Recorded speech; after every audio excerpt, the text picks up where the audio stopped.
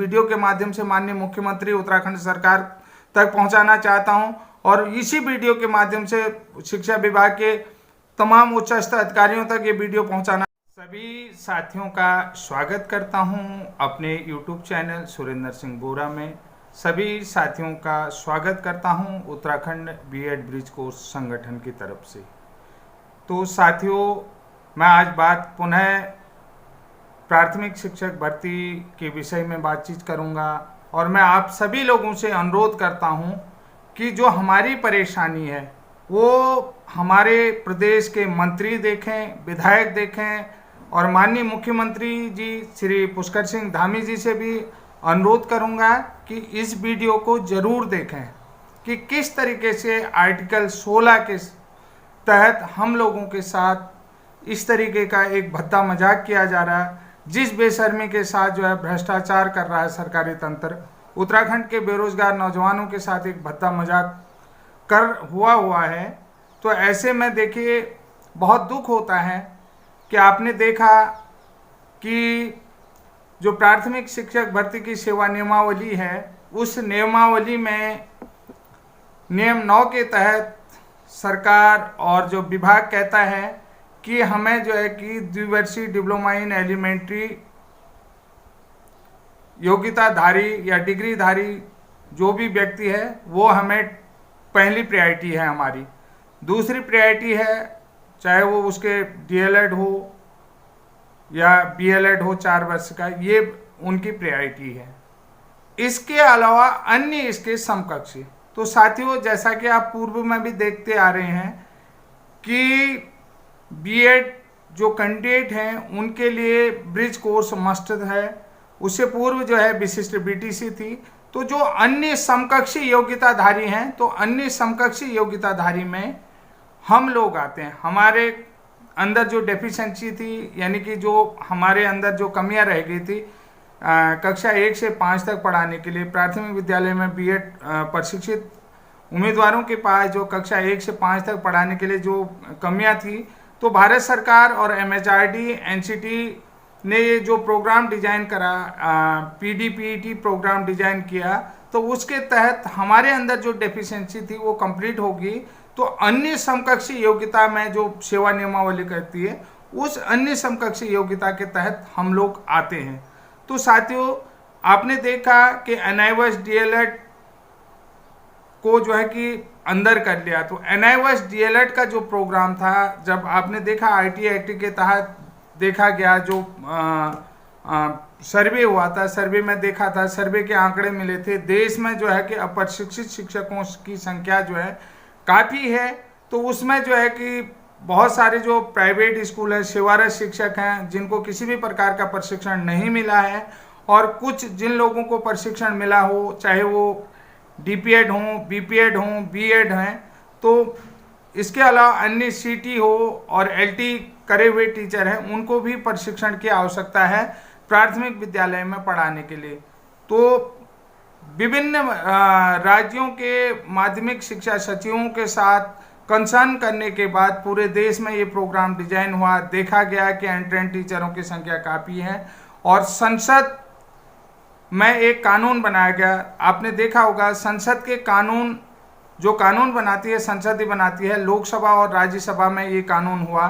तो बीएड वालों के लिए 6 महीने का प्रोग्राम डिजाइन किया गया और जो अन्य एंट्रेंड थे, फुली एंट्रेंड थे, उनके लिए 18 महीने का प्रोग्राम डिजाइन किया गया था, जो विधि द्वारा स्थापित संविधान के अकॉर्डिंग है।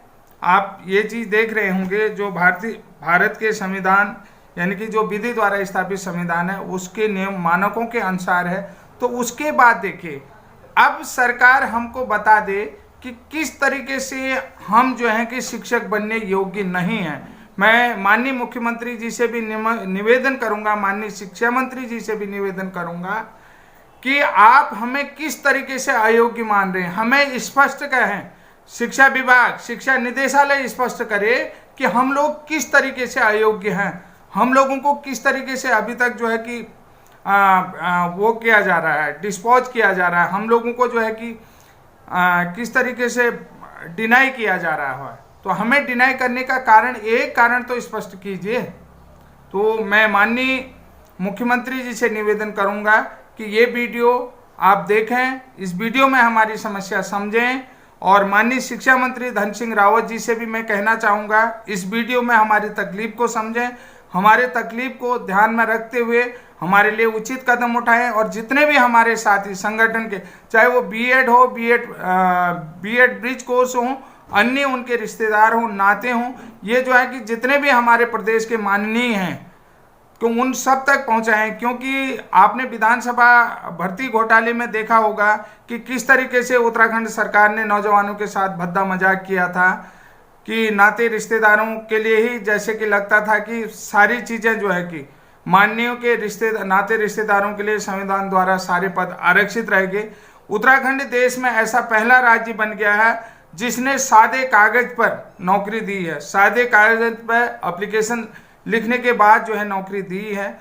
जैसा कि हमने देखा है, जब किसी माननीय का जो होता है कि मैं फलाना व्यक्ति ईश्वर की शपथ लेता हूँ, मैं विधि द्वारा स्थापित भारत के संविधान के प्रति सच्ची श्रद्धा और निष्ठा रखूँगा, अपने कर्तव्यों का निर्वहन करूँगा और किसी के साथ द्वेष, पक्षपात या भेदभाव नहीं करूँगा। तो यहाँ पर आपने देखा कि किस तरीके से माननीयों के रिश्तेदारों को एक सादे कागज में एप्लीकेशन लिखने के बाद जो है कि नियुक्तियां दी गई हैं। और बाद में जो है कि बहुत सारी चीज़ें ये है कि उन्होंने कहा कि हमने अपना जो विधानसभा अध्यक्ष है विशेषाधिकार का जो है कि प्रयोग किया है। तो आपने देखा है कि जो संविधान का विशेषाधिकार है, नियमावली 2011 के तहत विधानसभा अध्यक्ष का जो विशेषाधिकार है, तो सन 2000 में जो है कि उत्तराखंड, नवंबर में जो है कि उत्तराखंड राज्य की स्थापना हुई। तो 2000 से 2011 तक जो विधानसभा की नियमावली थी वो उत्तर प्रदेश के तहत ही चलती थी। उसमें जो भी कानून और नियम कायदे थे वो सारे उत्तर प्रदेश के चलते थे। 2011 के बाद जो है कि उत्तराखंड की जो है विधानसभा की जो है सेवा नियमावली बनी हुई है। तो आप समझ सकते हैं तो विशेषाधिकार कहाँ पर बात रह जाती है। तो विशेषाधिकार की बात तो रहती नहीं है। आपने देखा होगा जिस तरीके से रिश्तेदारों को लगाने में, चाहे वो धामी जी के ओएसडी हों, विनोद धामी हों, सत्यपाल पीआरओ हों, नंदन सिंह बिष्ट जी हों, इनके रिश्तेदारों को लगाने में बात आई। और चाहे कि गौरव गर्ग जी की बात आई हो, अमित वर्मा जी की बात आई हो, अन्य सगे संबंधी जिन भी देखिए, आपने देखा कि संविधान के जो आर्टिकल 164 का कॉज 3 है उसका किस तरीके से उल्लंघन किया हुआ है, ये चीज़ मैं आपको बताना चाहता हूँ। तो देखिए, हम लोग तो नियमों के तहत है, हमने तो आवेदन प्रक्रिया कर रखी है। जैसा आपने विधानसभा घोटाले में देखा कि सादे कागज पर बिना कोई एंट्रेंस एग्जाम के, जब कोई परीक्षा का आयोजन ही नहीं हुआ, बिना एंट्रेंस एग्जाम के और जो बिना एप्लीकेशन फॉर्म के सादे कागज में आपने नौकरियां दी हैं। हमने तो जो है सारी बाकायदा सारी योग्यताएं कंप्लीट कर रखी हैं। मैं माननीय मुख्यमंत्री जी से निवेदन करता हूं, जब आर्टिकल 164 का उल्लंघन माननीय कर सकते हैं और विधि द्वारा स्थापित संविधान का उल्लंघन हो सकता है, अपनी शपथ का जो है कि जो माननीय है उस शपथ का उल्लंघन कर सकते हैं। कि आप देखिए विशेषाधिकार कहाँ पर है, विशेषाधिकार में क्या चीज़ें दी गई। अनुच्छेद 164 का कॉज 3 का किस तरीके से उल्लंघन हुआ है, ये बात आप भी समझते हैं। लेकिन हमने तो बाकायदा आवेदन प्रक्रिया करी है, सारी कंप्लीट योग्यताएं रखते हैं, हमारे अंदर किसी भी प्रकार की डेफिशिएंसी नहीं रह गई है। उसके बाद भी हमारे साथ इस तरीके का भेदभाव हो रहा है कि एक जो आर्टिकल 16 का जो है कि एक समान पद के लिए समान योग्यता का जो उल्लंघन हो रहा है, तो वो नहीं होना चाहिए। मैं आपसे पुनः जो है कि जितने भी हमारे जो माननीय मंत्री हैं वो इस वीडियो को देखें, माननीय मुख्यमंत्री जी इस वीडियो को देखें। और मैं पुनः जो है कि बेरोजगारों की तरफ से आपसे निवेदन करता हूं कि जो है उत्तराखंड बीएड ब्रिज कोर्स पर संज्ञान लिया जाए। और मैं निदेशालय से, शिक्षा विभाग से भी निवेदन करता हूं कि जो प्रशासनिक अधिकारी हैं, जो निदेशक हैं, डायरेक्टरी में हैं, तो जितने भी आला ऑफिसर हैं तो वो इस वीडियो को देखें और बीएड ब्रिज कोर्स का संज्ञान लें।